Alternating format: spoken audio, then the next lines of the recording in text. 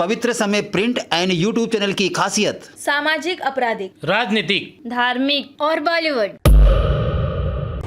नमस्कार। पवित्र समय न्यूज़ में आप सभी का स्वागत है। आज हम मौजूद है सेंटा क्रूज पूर्व में। यहाँ पर सुनो कहानी 14 की यहाँ पर आयोजित किया गया है और यहाँ पर कहानी जो महिला लोगों ने यहाँ पर कहानी बताया और आइए हम जानने की प्रयास करेंगे। औरत की कहानी इसलिए है कि औरत ने लिखी, औरत ने पढ़ी और औरत ने उसकी समीक्षा की।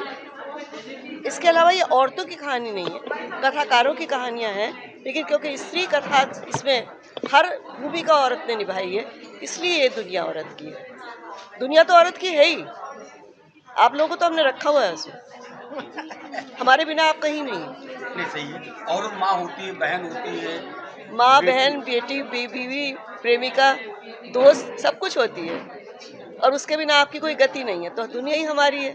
लेकिन यहाँ सिर्फ इसलिए है कि कहानी भी औरत ने लिखी, कहानी की समीक्षा भी औरत ने की, वक्तव्य भी औरत ने दिया और कहानी पढ़ी भी एक औरत ने। ये पूरी तरह एक नया आयोजन करा।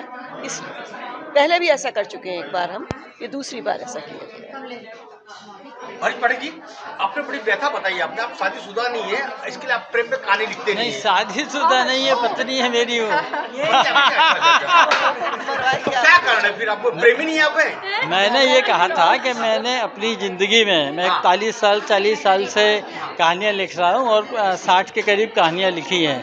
लेकिन मैंने कहानियों में रोटी का संघर्ष है ना, स्ट्रगल जो रहता है रोटी के लिए, उसको अपनी कहानियों का आधार बनाया।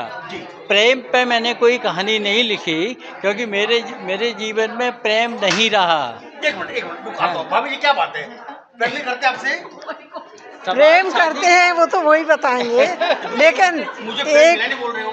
कथाकार को कहानी का आधार प्रेम नहीं बना। मेरे कहने का मतलब ये था, विवाह के बाद तो प्रेम सभी करते हैं ना। हाँ, लेकिन मेरी कहानियों में मतलब रोटी का संघर्ष प्रमुख रहा। उस पर यहाँ कार्यक्रम भी हुआ, तो इसलिए क्या है कि हमारे उसमें कहानियों में प्रेम नहीं आया मेरी कहानियों में। बाकी तो गुनाहों का देवता 186 संस्करण हो गए, वो प्रेम कथा है, तो इसलिए वो है।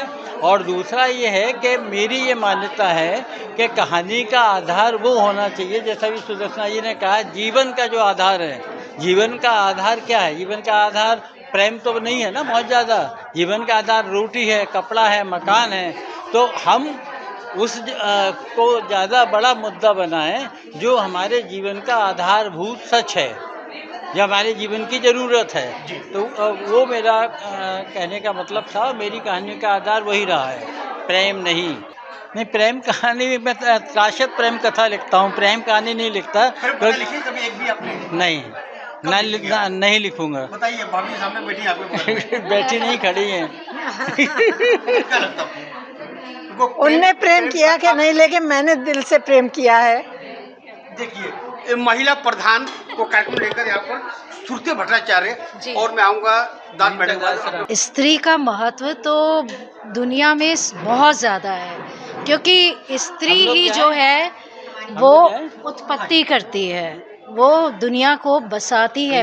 इसमें पुरुष का सहयोग ज़रूरी है, लेकिन गर्भधारण जो होता है या बच्चे को या दुनिया को कंसीव करती है, वो एक औरत होती है और उससे ही प्रकृति दुनिया बसती है, इसलिए उसका महत्व बहुत है।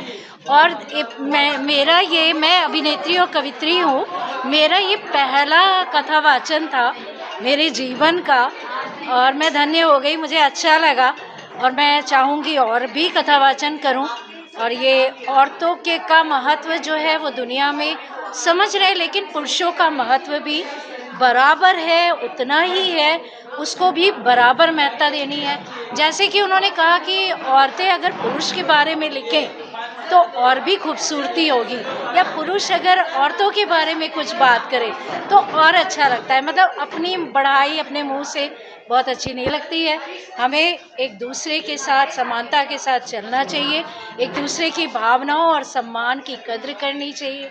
मुझे ऐसा ही लगता है। बहुत अच्छा लग रहा है। अलका जी, आप अग्निशिखा मंच के अध्यक्ष है। मैंने देखा महिलाओं के सम्मान में आज बहुत बड़ी गाथा है आपने बोली गई है, आप भी एक महिला हैं, लेकिन मुझे फख्र इस बात का है कि आपने क्राइम कोर्ट में एक इंटरव्यू देते आपने कहा था कि युवकों के साथ भी न्याय होना चाहिए। अब पहली महिला ऐसे मुझे लगता है कि आपने खुलकर पुरुषों के बारे में अपनी राय रखी है। आज का जो सब माहौल आ गया है तो हम देख रहे हैं आए दिन की जो आजकल की नई लड़कियां हैं वो अपनी सभ्यताओं को और संवेदनाओं को भूलती चली जा रही हैं। शादी का खिलवाड़ बना लिया है, परिवार का खिलवाड़ बना लिया है और क्षणिक अपने फैशन बोलो या कुछ बोलो उसके लिए जो परिवार को तोड़ ही रिटर्न कर रही हैं और लड़कों में बड़ा जुल्म कर रही हैं। आप देखेंगे कि अभी कितने लड़कों ने आत्महत्याएं की हैं परिवार के संबंध में।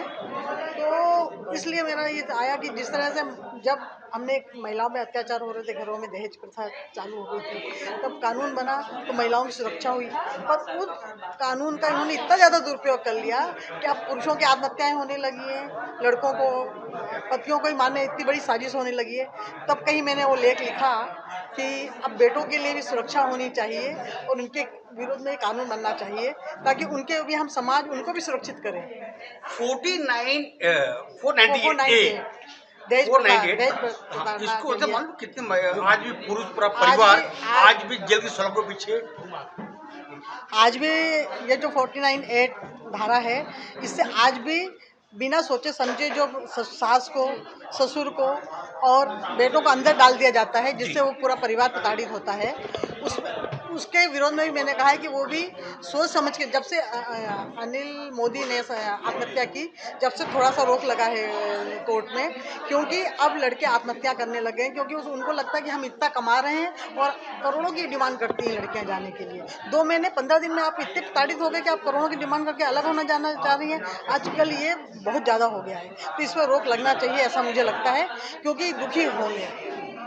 ठीक है कमलेश्वरी जी, आपने बहुत अच्छा लेख लिखा है जिसकी चारों तरफ प्रशंसा हो रही है कि कम तो क्राइम पॉइंट इस तरह जिसकी आवाज़ कोई बुलंदी करता है वो अखबार बुलंद करता है, इस पर क्या कहना चाहेंगे आप? नहीं, हमारा अखबार तो हम बुलंदी आवाज़ कर सकते हैं, बाकी आवाज़ उठाने वाली हमारी अलका मैडम है और उनकी ऐसे हमने पूछा कि आप अभी जो ये राजा रघुवंशी का हाल में हुआ वो देख के हमें ऐसा लगा कि बहुत सारे ऐसे केस 3-4 एक साथ में सब लड़कों का मर्डर हुआ वो अफेयर के चक्कर में। इससे अच्छा तो मैं तो नहीं कुछ अपनी भावना व्यक्त कर सकती, लेकिन मेरी मैडम से मैंने पूछा कि अग्निशिखा मंच की हमारी राष्ट्रीय अध्यक्षा अलका थी, तो मैंने उनसे पूछा कि मैडम इस पे कुछ लिखना चाहिए आपने, तो उन्होंने बोला नहीं मैंने लिखा है और तुम छापो सब जगह इसको करो करके।